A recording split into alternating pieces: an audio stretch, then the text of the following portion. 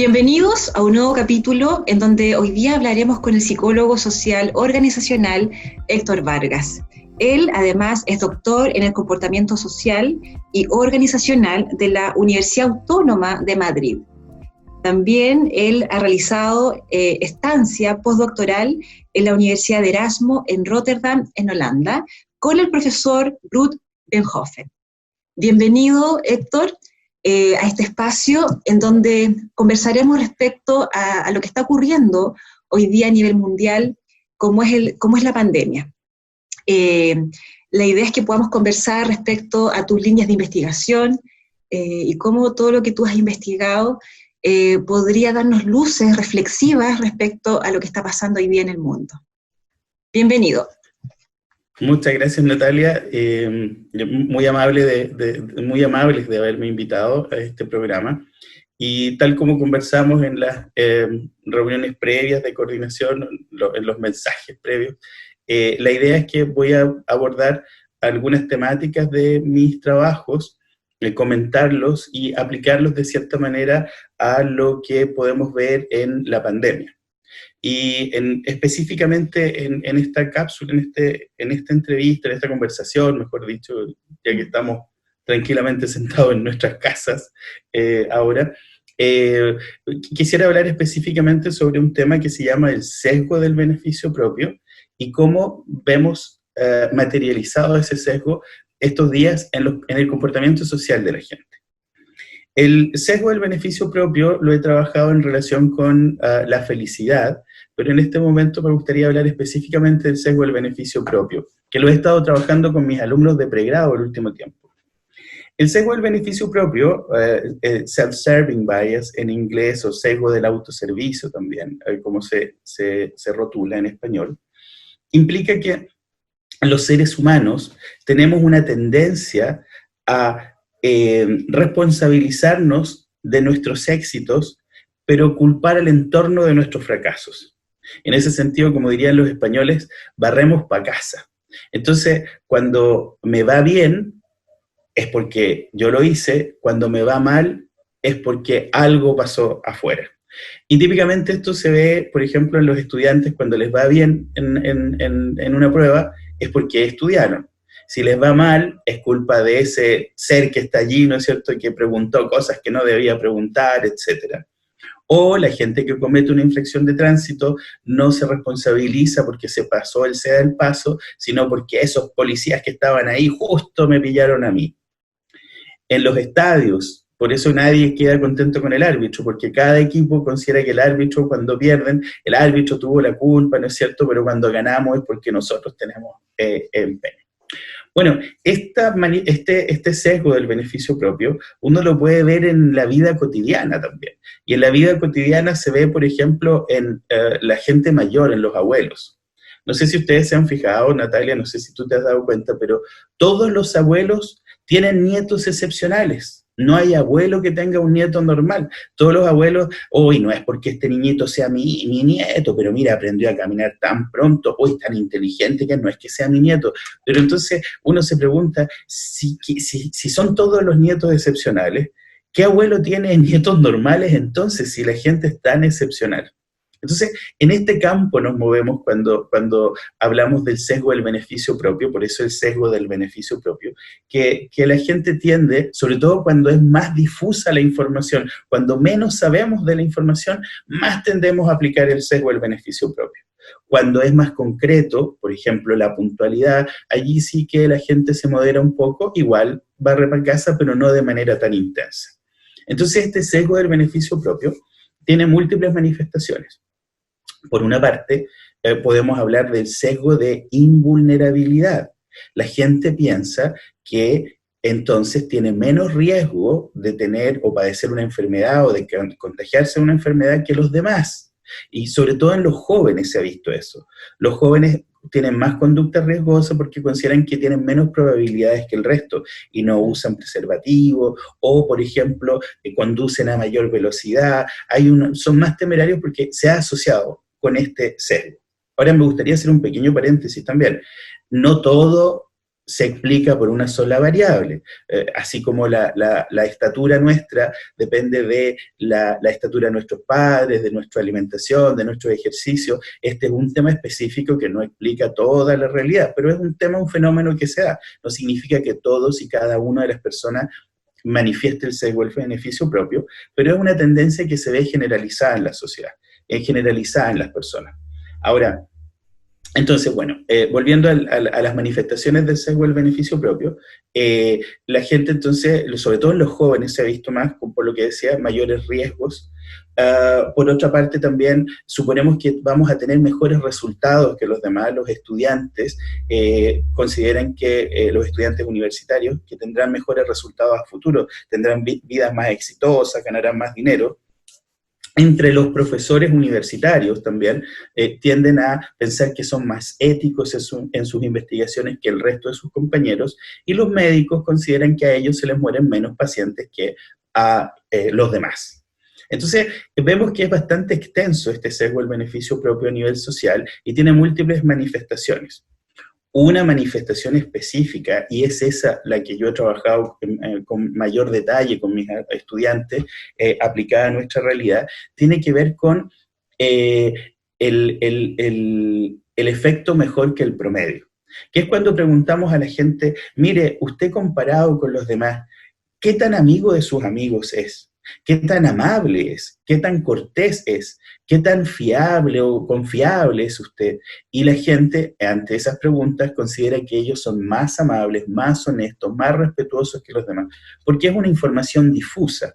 Entonces, esto es lo que se denomina el efecto mejor que el promedio. Ahora, este efecto mejor que el promedio tiene algunas diferencias metodológicas, pero que no es del caso mencionar ahora, pero una de las diferencias que tiene es la magnitud.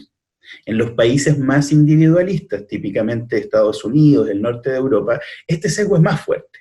Sin embargo, se ve atenuado en los países con culturas más colectivistas, como Japón, por ejemplo. Heine y Hamamura son clásicos investigadores en ese tópico del contraste.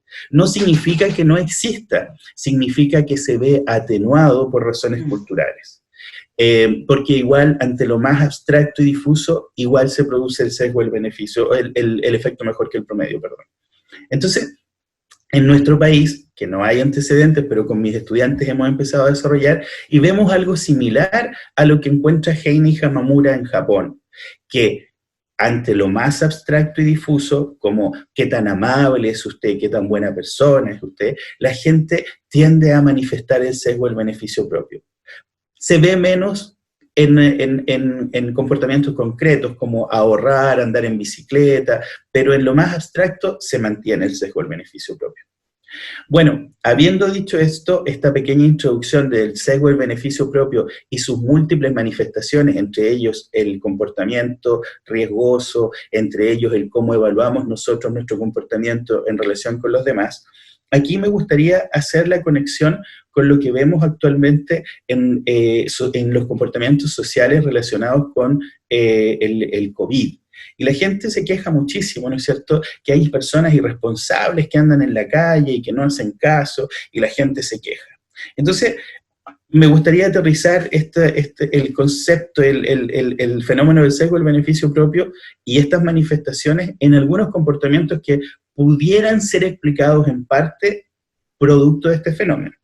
Entonces yo aquí quisiera hacer una distinción, nos vamos a centrar típicamente en la persona que está en la calle viendo a esos otros irresponsables que andan en la calle, ¿no es cierto? Y van los periodistas y entrevistan a la persona y vamos a distinguir entonces en esa escena, vamos a distinguir a la persona que hace ese juicio de reprochar a los demás, vamos a distinguir a esos demás que están en la calle, entre ellos la persona que está siendo entrevistada, y vamos también a considerar el contexto social que no podemos descuidar. Entonces, tratando de aplicar el sesgo del beneficio propio. Entonces, por una parte, hay algo que me llama poderosamente la atención, pero entendiendo estas cosas uno lo comprende de mejor manera. Los periodistas, que en estos momentos yo diría, y esta es una apreciación muy personal, han contribuido poco porque han generado mucha alarma también, han llevado poca calma a la gente. Entrevistan a las personas y buscan esta cuña donde las personas que están en la calle dicen, miren esa gente irresponsable que anda en la calle, cómo la gente no es responsable.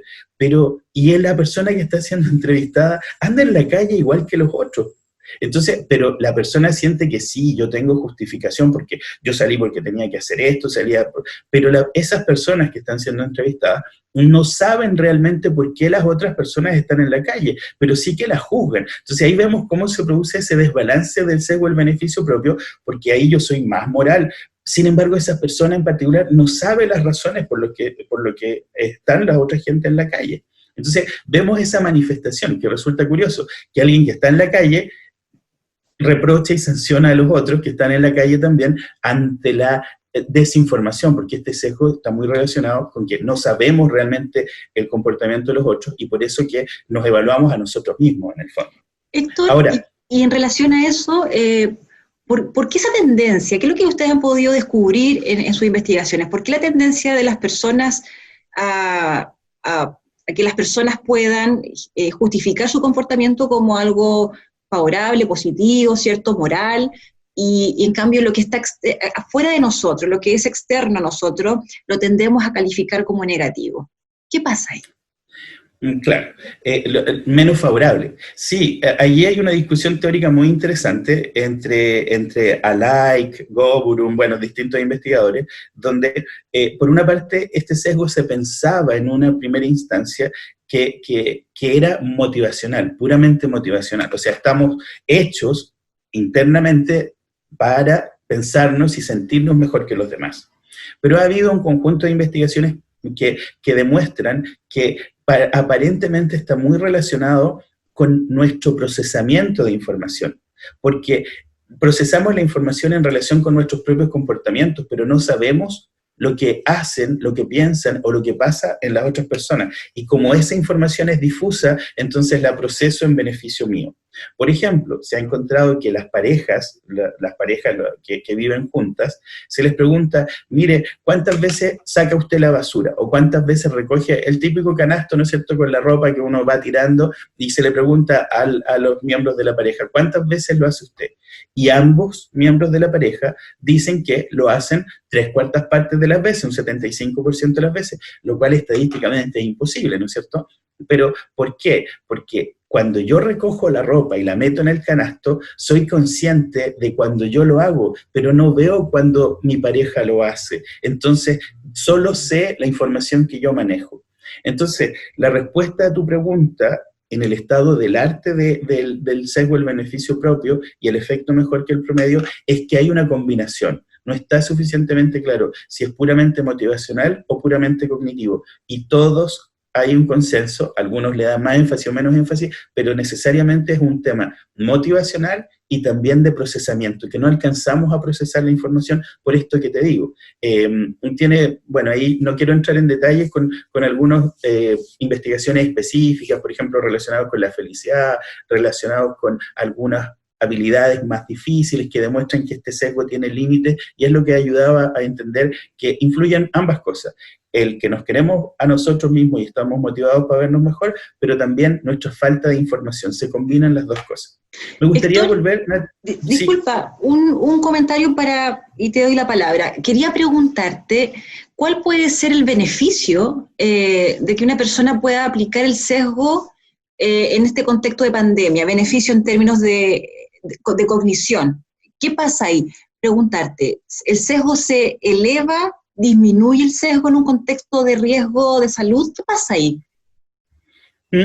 Relacionado con las emociones. Bueno, ahí no te sabría decir realmente, porque en primer lugar tu pregunta tiene cierta connotación de que nos podría ayudar, pero no es algo que nosotros manejemos en el fondo.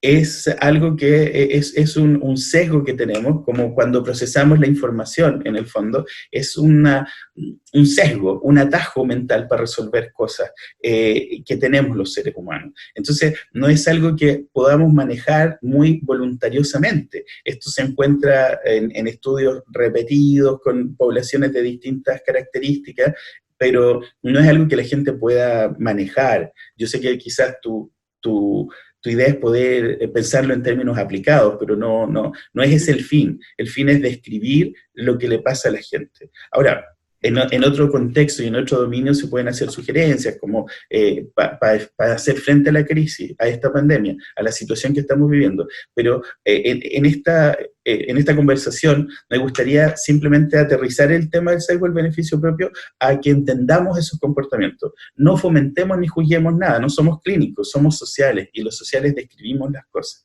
Ahora, algunos tendrán más orientación también en intervenir, sí, pero en este tipo de investigación lo que se busca es describir y comprender, no juzgar ni tampoco fomentar. Claro, y sobre todo claro, y sobre todo pensando que estamos todavía en proceso de pandemia, ¿cierto? Hace mucho sentido lo que tú planteas, que en el fondo hoy día es miremos, observemos, y luego pensemos qué vamos a hacer más adelante, pero en términos sociales lo que nos queda, ¿cierto?, en este minuto es mirarnos, mirar el comportamiento sin ningún ánimo de juicio en el fondo, de juzgar. Entonces, justamente, y siguiendo lo que tú comentas, el sin juzgar, en este esquema que les propuse que nos pensáramos en la calle, en esa persona que está en la calle juzgando a los otros, tenemos entonces lo que le está pasando a esa persona, que es este efecto del sesgo del beneficio propio, una parte de lo que explica por qué esta persona condena a los otros, pero no se condena a sí misma. Ahora, si nos situamos en los otros, en los que están en la calle, tal como dices tú, el tema de ser más compasivos también y entender. En estos momentos tenemos datos en Santiago, que están en cuarentena total, que hay cerca de 2 millones de trabajadores que salen todos los días a la calle a trabajar. Gente que tiene que salir a trabajar. Los mismos trabajadores de la salud salen todos los días a la calle. Entonces, este observador que está mirando ve a esa gente que está en la calle, pero realmente no sabemos por qué está en la calle. Y las informaciones que llegan hasta ahora, que se tiene disponible, es que hay un gran porcentaje. El otro día salía que creo que disminuyó solo a un 70% la movilización de la gente en la calle, a pesar de la cuarentena, porque bueno, sabemos que hay tiendas de retail que están abiertas, supermercados, farmacias, empresas, delivery, o sea, hay una gran cantidad de gente trabajando. Entonces, en la calle hay gente que está haciendo eso. El personal de salud, que es grande, son miles, cientos de miles de trabajadores que están en la calle. Entonces, deberíamos ser cuidadosos también porque se ha dado, pensando ahora en la gente que está en la calle, situándonos focalizándonos en esa parte de la foto que les invité a pensarlo, deberíamos también ser un poco más compasivos. De hecho, se ha encontrado en Europa, sobre todo en España, se reportaron casos de gente que empezaron a cumplir la función de policías de balcón y le tiraban cosas a los que andaban en la calle, y a veces eran personas que llevaban a sus hijos con trastorno del espectro autista a pasear, y claro, como la persona que estaba en el balcón no sabía y condenaba al otro y lo agredía más encima. Entonces, no sabemos por qué la gente está en la calle. Lo que sí tenemos antecedentes ahora de saber que hay mucha gente, la gran mayoría se moviliza por trabajo. Hay otra gran mayoría de trabajadores que son trabajadores informales, lo que ha aflorado el último tiempo, que incluso el anterior ministro de Salud lo dijo muy tristemente, pero yo creo que fue muy honesto, en que no se conocía en este nivel de quienes toman las decisiones de la realidad de nuestro país, y hay mucha gente que tiene trabajos informales que si no sale a la calle no tiene que comer. Pensemos en nuestras vidas cotidianas. ¿Cuánta gente cuida autos? Esa gente no tiene contratos. ¿Cuánta gente realiza trabajos que ayudan, operarios, cargadores, que esa gente no tiene contratos de trabajo? Pensemos en todas las funciones que se realizan donde uno da una propina por aquí o da una contribución, y hay gente que si no sale no tiene que comer. Exacto. Entonces, hay un gran porcentaje de gente que está en eso.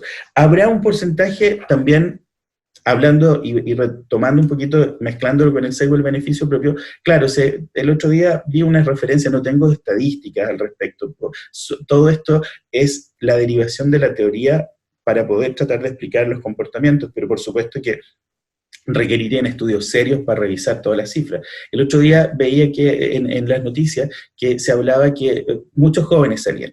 Quizás por esto que estábamos hablando, ¿no es cierto? Los jóvenes tienen el sesgo del beneficio propio de manera más intensa y se consideran menos vulnerables también, entonces quizás en los jóvenes pudiera explicar en parte, no estoy diciendo que explique todo el comportamiento, una parte es también sabemos que nuestra autoridad y las normas también han sido muy poco claras y eso hace que la gente también ante una norma abstracta no haya claridad también, porque por una parte es quédese en casa, por favor, quédese en casa si puede, una recomendación, pero por otra parte, lo que estaba diciendo, mucha gente debe y tiene que salir a la calle. Y finalmente, claro, hablemos de esos pocos casos que son lamentablemente los que más se ha enfatizado a veces, pero son los menos casos, de gente que tal como se ve pueden ser irresponsables porque se van a sus segundas viviendas o hacen fiestas, pero esos casos deberíamos considerar y tener en cuenta que estadísticamente es un porcentaje menor. Sí, serán irresponsables, cada cual lo juzgará como estime pertinente, pero no es la generalidad la gente está saliendo por temas laborales, si no, no saldrían a exponerse, ¿no es cierto? Ahora, también, y para finalizar, para ver esta figura que les invité a ver, esta figura en la calle, de la persona y el resto, también debemos tener en cuenta, aunque se requieren estudios, pero deberíamos también considerar que estamos viviendo una situación que no es una situación más bien habitual en nuestro país. Recordemos que el 18 de octubre ocurrió lo que se ha denominado como el estallido social, un proceso que todavía está subyacente, donde se han cuestionado las autoridades, se han cuestionado las normas en nuestro país, se ha cuestionado todo tipo de autoridad, hasta los profesores en la universidad, sabemos que se ha cuestionado todo tipo de autoridad, y está ese proceso. Entonces quizás algún porcentaje de esa gente también que anda en la calle pueda estar relacionado con la manifestación de esta disconformidad. Y también, para tener en cuenta, como otro antecedente desde el punto de vista social, algo que a mí me interesa particularmente, y es que quizás hemos perdido la cohesión social. De hecho, hay un grupo de investigación notable generado por varias universidades por los problemas de cohesión social, o sea, ese pegamento que nos aglutina como chilenos, que pareciera ser que ese pegamento se ha ido diluyendo un poco, y ya no nos sentimos tan chilenos como nos sentíamos antes, y es porque vivimos realidades y vivimos mundos que son a veces muy diferentes los unos a los otros. Entonces, ¿dónde está ese sentir comunitario que quizás en países que tienen una mayor cohesión social la gente puede seguir, el cuidémonos los unos a los otros? Pero sabemos en Santiago, que es prácticamente la mitad del país, que se viven mundos paralelos. Vitacura, Las Condes, tiene un estándar de vida como en Europa, y otros sectores como el Bosque, La Pintana, viven como en los países del tercer mundo de África. Entonces, cuando tenemos una sociedad donde estamos tan separados, donde se producen fenómenos como esto, que el ministro diga que no sabía lo que pasaba en esta parte de la ciudad, que no lo estoy condenando, ojo, creo que es importante considerarlo, porque refleja nuestra realidad. Vivimos en mundos paralelos, entonces se ha apelado mucho al sentir de lo colectivo, pero yo me pregunto, y ahí es donde más que tener una respuesta es una pregunta, una inquietud dejar planteada, es hasta qué punto nos estamos sintiendo todos ciudadanos y chilenos en igualdad de plano, que nos haga entonces cuidarnos los unos a los otros, cuando la verdad es que vivimos en mundos separados, y esto de cuidemos lo colectivo en una sociedad que está teniendo muchos problemas de cohesión social, es una inquietud que se plantea también, como un fenómeno subyacente a esa figura que les invité, a esa foto de la Claro. persona en la calle, como les invité desde el comienzo de esta conversación. Héctor, ya para finalizar este capítulo, quisiera invitarte a una última reflexión respecto a lo que planteabas del sesgo del beneficio propio y la pandemia. ¿Qué le podrías comunicar? ¿Qué mensaje podrías transmitir hoy día a las personas que nos están viendo como cierre? Bueno, me gustaría quizás vincularlo, porque esto cuando uno ya lo empieza a comprender, se da cuenta, me pasa con mis alumnos cuando tocamos este tema, y la gente entonces se conecta y se da cuenta de este sesgo. Hay un tema que en lo personal, yo creo que en nuestro país estamos al debe. y tiene que ver un poco con lo que estaba hablando al final de hace un rato recién. Fíjate que el haber estudiado en el extranjero me permitió comprender que hay países que son mucho más, la gente es mucho más compasiva con los demás. No juzgan tanto, no critican al otro, ¿no es cierto? Entonces yo invitaría, invitaría simplemente a reflexionar este tema del sesgo del beneficio propio, cómo me afecta a mí y cómo eso hace que yo sea poco compasivo con los otros y juzgue, ¿no es cierto? Esa persona que está en la calle y juzgue a esos otros, y no nos situemos en el contexto de, bueno, ¿por qué están esos otros en la calle? Y entender que esa gente tiene múltiples necesidades. De hecho, hace unas semanas atrás, hasta un médico en la televisión decía, estos, y les lanza garabatos a estos irresponsables que andan en la calle. Claro, porque es muy fácil quizás pensar ese colectivo que está en la calle como un grupo solo, pero hay muchas personas que están en la calle por distintos motivos. Y yo lo conectaría con el tema de la compasión. Yo creo que en la medida en que nos demos cuenta del sesgo del beneficio propio, quizás nos ayuda a entender que somos todos humanos en el fondo, estamos todos en la misma, y ser más compasivos, juzgar menos a los otros y tratar de entendernos un poco mejor y comprender que en este tránsito entre la vida y la muerte estamos todos en nuestra propia nave, pero estamos todos en el mismo camino. Exacto, importante estas reflexiones que nos invitas a mirar, ¿cierto? El tema de la compasión. Así que, bueno, Héctor, muchas gracias por acompañarnos en este espacio, por darnos tu experticia, tus observaciones, y desde ya quedas invitado para que nos puedas acompañar para otros capítulos, así que muchas gracias por estar con nosotros.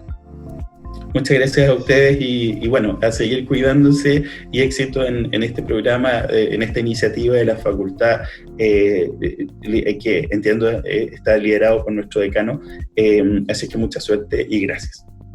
Bueno, y a todos quienes nos están acompañando ahora también agradecer su compañía y nos vemos en el próximo capítulo ahí con otros temas. Muchas gracias a todos.